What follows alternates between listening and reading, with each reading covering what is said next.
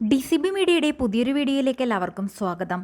2025 ഫെബ്രുവരി മുതൽ ആധാർ കാർഡ് ഉള്ളവരെല്ലാം അറിഞ്ഞിരിക്കേണ്ട പ്രധാനപ്പെട്ട ഇൻഫോർമേഷനുകളാണ് നിങ്ങളുമായി ഷെയർ ചെയ്യുന്നത്. വിശദാംശങ്ങളിലേക്ക് കടക്കുന്നതിന് മുൻപായി ചാനൽ ആദ്യമായി കാണുന്നവർ സബ്സ്ക്രൈബ് ചെയ്യുക, വീഡിയോ ലൈക്ക് ചെയ്ത് സപ്പോർട്ട് കൂടി തരിക. രാജ്യത്തെ ഏറ്റവും പ്രധാനപ്പെട്ട തിരിച്ചറിയൽ രേഖയാണ് ആധാർ കാർഡ്. എല്ലാത്തരം ഔദ്യോഗിക ആവശ്യങ്ങൾക്കും ആധാർ കാർഡാണ് ഉപയോഗിക്കുന്നത്.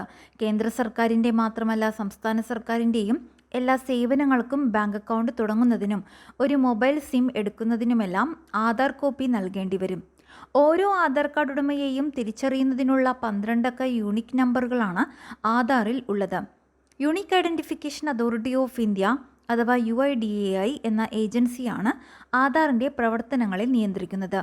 ഇപ്പോൾ UIDAI ആധാർ എന്ന ഔദ്യോഗിക മൊബൈൽ ആപ്ലിക്കേഷൻ അവതരിപ്പിച്ചിരിക്കുകയാണ്.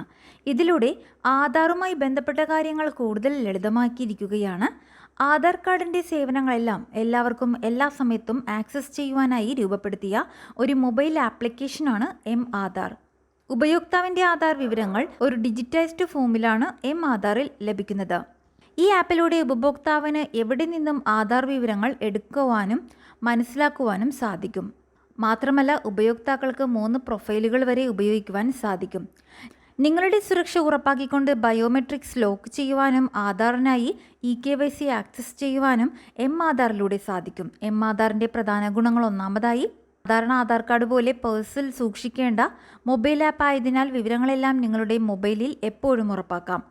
അതുപോലെ നിങ്ങളുടെ ആധാർ കാർഡ് നഷ്ടപ്പെട്ടാൽ ഈ ആപ്പിൽ നിന്ന് ഉടനടി ഒരു ഡിജിറ്റൽ കോപ്പി ഡൗൺലോഡ് ചെയ്യാം.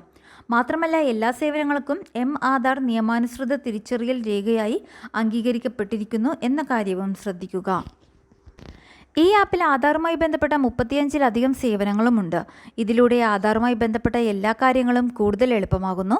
ഒരു ആധാർ ആപ്പിൽ തന്നെ 5 ആധാർ കാർഡ് പ്രൊഫൈലുകൾ വരെ കൈകാര്യം ചെയ്യുവാൻ കഴിയും. അതിനാൽ ഒരു വീട്ടിൽ ഒരു ആധാർ ആപ്പ് ആർക്കെങ്കിലും ഉണ്ടെങ്കിലും വീട്ടിലെ 5 പേർക്കും അത് ഉപയോഗിക്കുവാൻ കഴിയും. ഫെബ്രുവരി മുതലുള്ള മറ്റൊരു മാറ്റം, ഇതുവരെ കേന്ദ്ര സംസ്ഥാന സർക്കാർ സ്ഥാപനങ്ങളാണ് ആധാർ വിവരങ്ങൾ പരിശോധിച്ചിരുന്നതെങ്കിൽ ഇനി മുതൽ സ്വകാര്യ സ്ഥാപനങ്ങൾക്കും ആധാർ ഓതൻറ്റിഫിക്കേഷന് കേന്ദ്ര സർക്കാർ അനുമതി നൽകിയിരിക്കുകയാണ്. ഇതിനായുള്ള കേന്ദ്ര വിജ്ഞാപനം പുറത്തിറക്കി.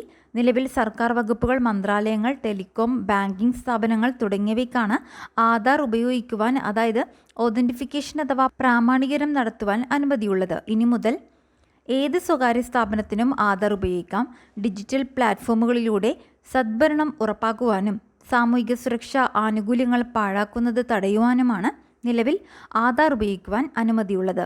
ഇനി ഏതെങ്കിലും സ്വകാര്യ സ്ഥാപനത്തിന് ആധാർ ഉപയോഗിക്കുവാൻ താൽപ്പര്യമുണ്ടെങ്കിൽ അപേക്ഷ നൽകാം. ആധാർ നമ്പറോ ബയോമെട്രിക് വിവരങ്ങളോ ഓൺലൈനായി നൽകി അതിൻ്റെ ആധികാരികത ആധാർ സെൻട്രൽ ഐഡൻറ്റിറ്റീസ് ഡേറ്റ റിപ്പോസിറ്ററിയുടെ സഹായത്തോടെ ഉറപ്പുവരുത്തിയതിനെയാണ് ആധാർ ഒതൻറ്റിഫിക്കേഷൻ എന്ന് വിളിക്കുന്നത്.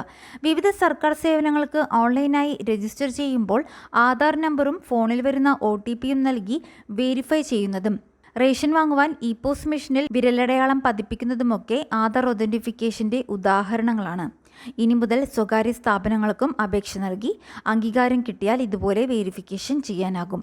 മറ്റൊരു അറിയിപ്പ്, മാർച്ച് 1 മുതൽ മോട്ടോർ വകുപ്പിൽ നിന്നും പൊതുജനങ്ങൾക്ക് നൽകുന്ന സേവനങ്ങളെല്ലാം ആധാർ അധിഷ്ഠിതമാക്കുകയാണ്.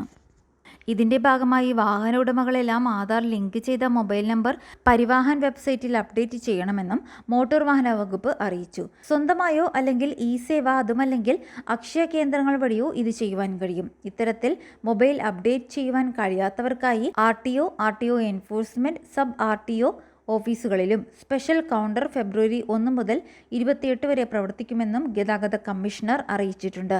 പ്രധാനപ്പെട്ട ഈ ആധാർ ഇൻഫർമേഷൻ മറ്റുള്ളവർക്കും ഷെയർ ചെയ്ത് നൽകുക. മറ്റൊരു വീഡിയോയുമായി വീണ്ടും കാണാം.